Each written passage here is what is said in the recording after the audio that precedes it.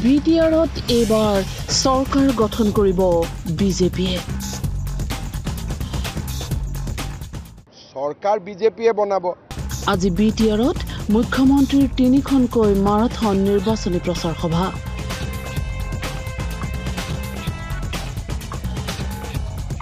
কেৱল এয়াই নহয়, নিৰ্বাচনৰ দিন ঘোষণা হোৱাৰ পূৰ্বে 39টা সমষ্টিত মুখ্যমন্ত্ৰীয়ে বিভিন্ন বিজয় সংকল্প সমাৰোহত অংশগ্ৰহণ কৰিছিল। আৰু নিৰ্বাচনৰ তাৰিখ ঘোষণা হোৱাৰ পিছত আজি ওদালগুৰি আৰু তামুলপুৰত 3খনকৈ নিৰ্বাচনী প্ৰচাৰ সভাত অংশগ্ৰহণ কৰি মুখ্যমন্ত্ৰীয়ে ক'লে সংখ্যাগৰিষ্ঠতা লাভ কৰিলে বিটিআৰত চৰকাৰ কৰিব বিজেপিয়ে। আৰু যদি সংখ্যাগৰিষ্ঠতা লাভ নকৰে তেনেহলে কাৰোবাৰ সহায়ত চৰকাৰ গঠন কৰিব বিজেপিয়ে। সরকার বিজেপিয়ে বনাব যদি সংখ্যাগরিষ্ঠতা পাও, নাপাও যদি লগত কাবাক লব লাগিব। যদি বিজেপিয়ে সংখ্যাগরিষ্ঠতা পায়, সিএম জন বিজেপিৰো হ'ব পাৰে বা আপোনাকো মাতি লৈ গৈ পাতিব পাৰো, আপুনি যদি হ'ব খোজে। মুখ্যমন্ত্ৰী ডক্টৰ হিমন্ত বিশ্ব শৰ্মাই দেখুৱালে জয়ৰ আত্মবিশ্বাস, কিন্তু তাৰ বিপৰীতে বিটিআৰৰ নিৰ্বাচনৰ পূৰ্বেই সাৰেণ্ডাৰ কৰিছিল গৌৰৱ গগৈয়ে। বিটিআৰত জয়ী হোৱাটো ডাঙৰ কথা নহয়, বিটিআৰত কংগ্ৰেছে প্ৰাৰ্থী দিয়াটোহে বোলে দলটোৰ বাবে এতিয়া ডাঙৰ কথা। আজি বিটিআৰৰ 40টা সিটৰ ভিতৰতে আমি কংগ্ৰেছৰ ফ্লেগ দেখা পাইছোঁ।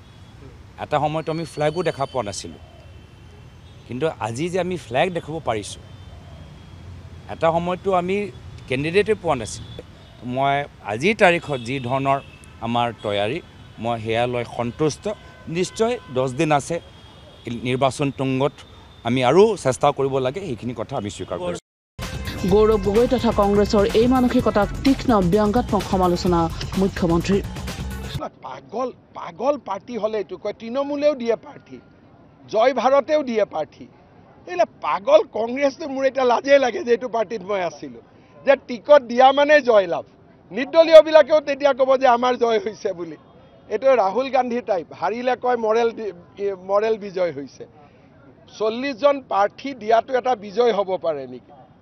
কিন্তু পগলা কথা ক'লে আপুনি কি ক'ব? তাৰমানে গোটেই পাৰ্টিটোৰ ভেলু ক'ত নামি গৈছে তাকে এবাৰ চিন্তা কৰক।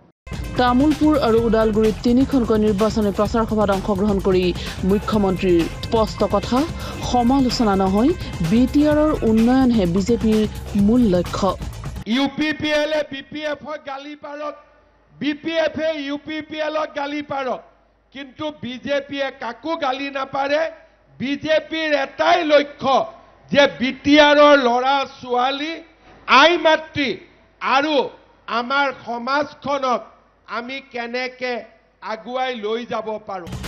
বিটিআৰৰ ৰাইজৰ সমবিকাশ বিচাৰে বিজেপিয়ে। যদি মঙলদৈত এখন মেডিকেল কলেজ হ'ব পাৰে, ওদালগুৰিত কিয় এখন মেডিকেল কলেজ হ'ব নোৱাৰে? আপোনালোকে নিজে কওক। যদি নাৰেংগী আৰু কুৰুৱাৰ মাজত দলং হ'ব পাৰে, আমাৰ বিটিআৰৰ সৰু সৰু নদীবিলাকৰ ওপৰত দলং কিয় হ'ব নোৱাৰে? আজি যদি কোনো দুৰ্নীতি নোহোৱাকৈ অসমত যদি 1.5 লাখ ল'ৰাই চাকৰি পাব পাৰে, বিটিআৰৰ যুৱক যুৱতীসকলে কিয় চাকৰি পাব নোৱাৰে?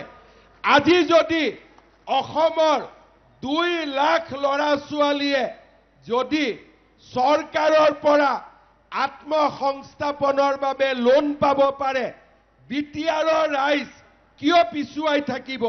অসমত বিজেপিৰ চৰকাৰ আছে, দিল্লীত বিজেপিৰ চৰকাৰ আছে, কিন্তু কোকৰাঝাৰত বিজেপিৰ চৰকাৰ নাই। তাৰ কাৰণে কি হৈছে যে আজি চৰকাৰে যিমানবিলাক কাম কৰিব পাৰিছে, আজি বিটিআৰত সিমান কাম হোৱা নাই। আৰু এইবাৰ চৰকাৰ গঠন কৰিলে বিটিআৰৰ পৰা দুৰ্নীতি সম্পূৰ্ণৰূপে নিৰ্মূল কৰাৰ পণ মুখ্যমন্ত্ৰী ডক্টৰ হিমন্ত বিশ্ব শৰ্মাৰ। আমাৰ বিটিআৰৰ ৰাইজে ভিচিডিচিক 400-500 টকা দি ফৰ্মখনো কিনিব লাগে, বিনা পইচাত ইয়াত একো নাপায়। ৰেচন কাৰ্ডত আমি চাউল পঠাওঁ, আৰু ইয়াত নিগনিবিলাকে বস্তাৰ পৰা কাটি পেলাই চাউল নিজৰ পেটত সোমাই থৈ দিয়ে, দুখীয়া মানুহে নাপায়। আমি যি কাম কৰিম সেই কামৰ মাজত VCDC নাথাকিব, ডাইৰেক্টলি আমি মানুহৰ কাম কৰিম, আমি মানুহৰ লগত থিয় হ'ম।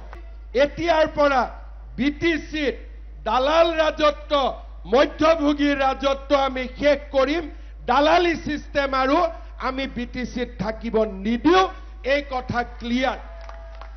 নিৰ্বাচনী প্ৰচাৰ সভাতে মুখ্যমন্ত্ৰীৰ গুৰুত্বপূৰ্ণ ঘোষণা, এতিয়াৰে পৰা বাগানৰ লাইনৰ ভূমিৰ গৰাকী হ'ব শ্ৰমিকসকল। নৱেম্বৰত এই সন্দৰ্ভত নতুন আইন আনিব ৰাজ্য চৰকাৰে। মুখ্যমন্ত্ৰীয়ে প্ৰথমতে ভেৰগাঁৱৰ ডিমাকুচি চাহ বাগিচা খেলপথাৰত প্ৰথমখন নিৰ্বাচনী সভাত অংশ লয়। ইয়াৰ পিছত হৰিশিঙাৰ শান্তিপুৰ ইউথ ক্লাব খেলপথাৰ আৰু বিয়লি গুৰেশ্বৰত তৃতীয়খন নিৰ্বাচনী প্ৰচাৰ সভাত অংশগ্ৰহণ কৰে। Bureau' report, news live.